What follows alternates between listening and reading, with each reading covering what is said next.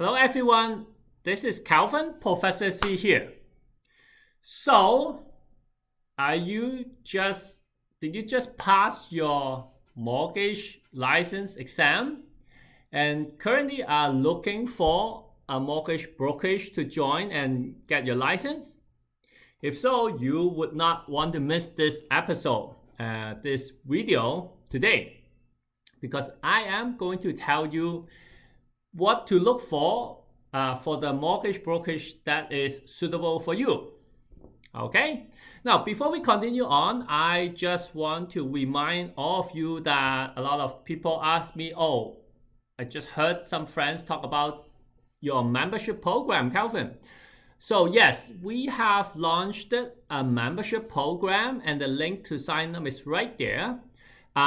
So by becoming a member, we will have a weekly Q&A session that is live with me, as well as with some other members that have joined. We have had the last 3 weeks, we have the weekly meeting, and we have so much fun. We basically choose the topic we want to talk about, and then we talk about that. So the topic is has never been discussed on the YouTube channel, maybe because it is too complex to kind of discuss it on the YouTube video, because it needs a lot of two-way communication, or I'm doing some role play, how to get client and all that. So we have such a blast in the last few weeks with all the members. We have so much fun. So if you want to join us, just go sign up, and I look forward to see you guys. And also the December, the workshop for this year is all done. We have just done the last workshop. We have very positive feedback. I am preparing something very excited to be coming up in the early new year, so stay tuned for that. You guys would love it. It is in response to a lot of feedbacks from you guys, and I personally created specifically for you guys. Okay, so without further ado, let's look at what you need to look at, to think about when you choose which mortgage brokerage to join, because this is one of the most, if not the most common question I get. Okay, so I decided to do it. And make sure you stay all the way to the end, because I have saved up the best points to the end. Okay, so let's look at this. I actually wrote an article and put it on Medium for you guys to read. If you know Medium, you know that this is a site for a lot of different blog and article. So I decided, okay, let me write that and put it on Medium so you guys can also read instead of listen to what I say. Okay, so how to choose the right mortgage brokerage to work for, right? And you have finally passed the exam, study really hard, and pass the exam. What happened next, right? The next step is to choose a mortgage brokerage to join. But which one is right for you? This is the most common question I get, right? So joining a brokerage is very important in terms of how it would affect your career, because if you join the right brokerage, it can catapult your career into very fast track, and you become a mortgage superstar very, very quickly. I have seen people that is just in their first year with the right mentor, with the right coach, with the right training and culture, they just become the rookie of the year in that year. So I've seen that, but I have also seen that people who chose the not so good brokerage, that they have been there for 2 years, doesn't even know how to do a deals, barely know how to input a deals in the FileLogics and all that.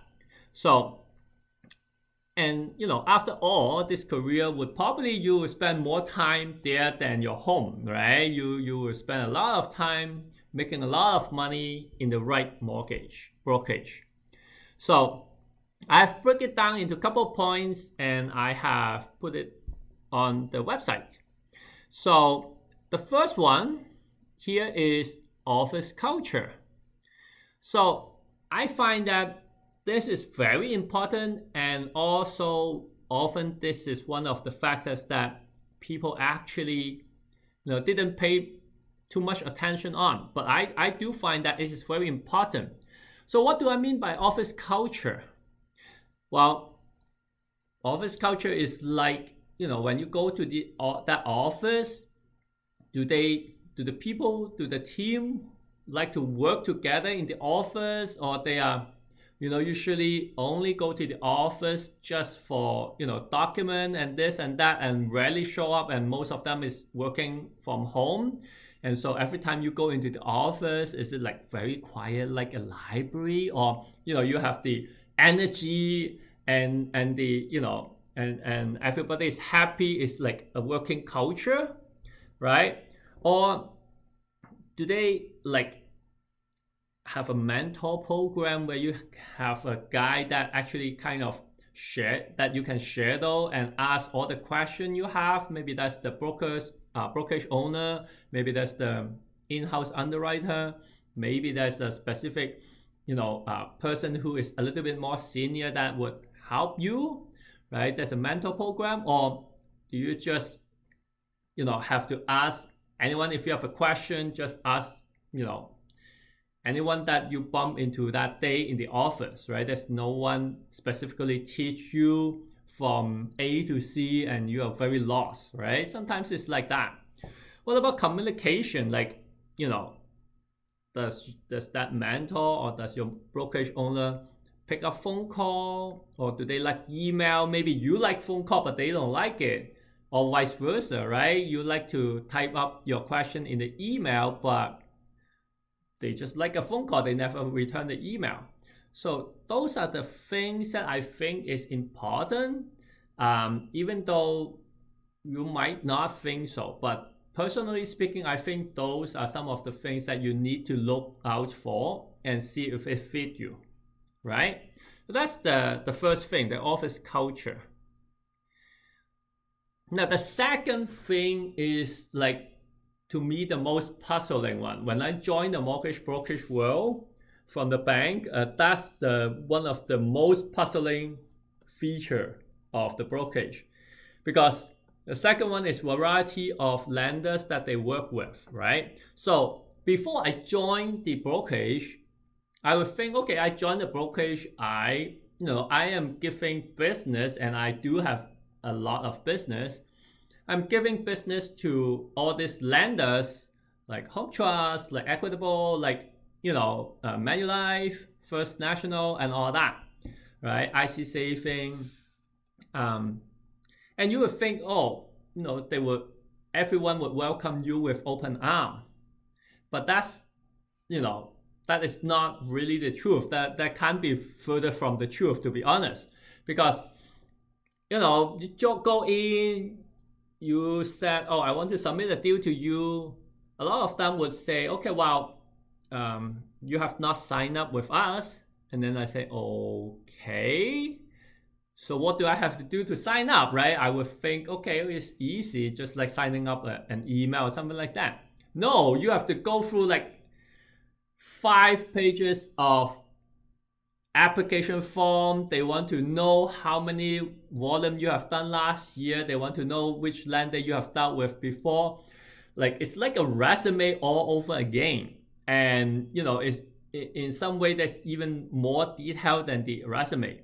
So you actually have to submit a whole package of application to them, and then they will review. And you thought, okay, finally, they will accept you and all that. No, they will decline you. They sometimes will say, well, unfortunately, we cannot accept you to submit deals to us. Maybe next year, something like that. So that's like so puzzling, because I try to send you a deal. I try to give business to you, but I do understand from the lender's point of view, there are some like some rules and guidelines, but as a new agent, I thought everyone would welcome us to send them a deal, especially it's quality deal that we send in. But no, that's not right. So if your brokerage have some established connection with the lenders and they already have applied the application process and all is done, then for you basically would have a much easier time, and you can submit it to different lenders easier, right? So you don't have to go through the application process and all that. So I think that that's important, especially when you start out. You do not know which lender has the program that fit your niche, and every time you submit and they ask you, oh, how many deals you have done, and you say no, none, because I'm new, and they reject you, you feel very discouraging. Okay. Next one, and I'll just keep that short, the video, because I do have much more important one that I'm going to give you in part 2, because it's Christmas time. I don't want to make the video too long, and in fact I have something planned after that I need to go to, so I'll keep this video very nice and short. And the next one is technology, right? So technology, I divide that into hardware and software. In terms of hardware, you would want to know, does your brokerage provide like commercial grade scanner, photocopier, printer, presentation equipment, free Wi-Fi, like office space for hosting small seminar and all that? Because like some of this stuff, like think about it, if you have to have it at your home, like sometimes it's too much, right? You don't want to use a photocopier and a printer that you can only scan 10 pages at a time. You want to put a whole package of purchase and sale agreement for pre-construction, like 50 to 100 page just on there, and scan it, right? And presentation equipment, now I think during COVID-19 you are not really going to do much presentation in person, but hopefully when the COVID is gone, you're going to do some presentation to your potential client, maybe to realtor and all that stuff. So presentation equipment is important. Printer again, right? Seminar, meeting room, right? Maybe you want to meet some client in a more enclosed environment, so they feel more that the information is more confidential, something like that, right?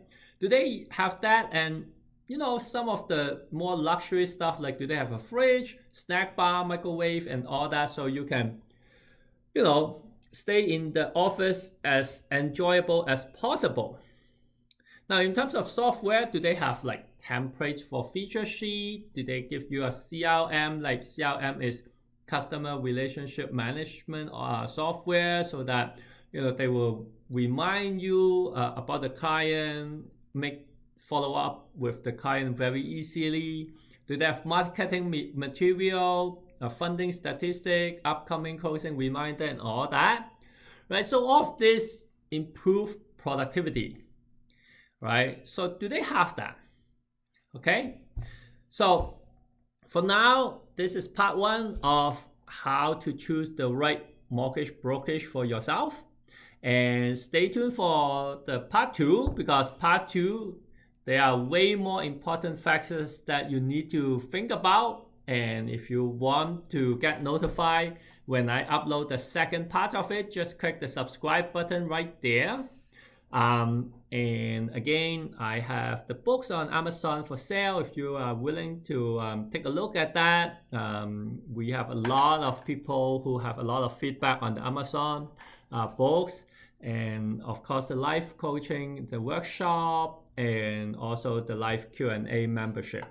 Okay, so I will see you, if not next week, next year. Okay, I will see if I will do a video next week, the part 2. Okay, thank you, take care.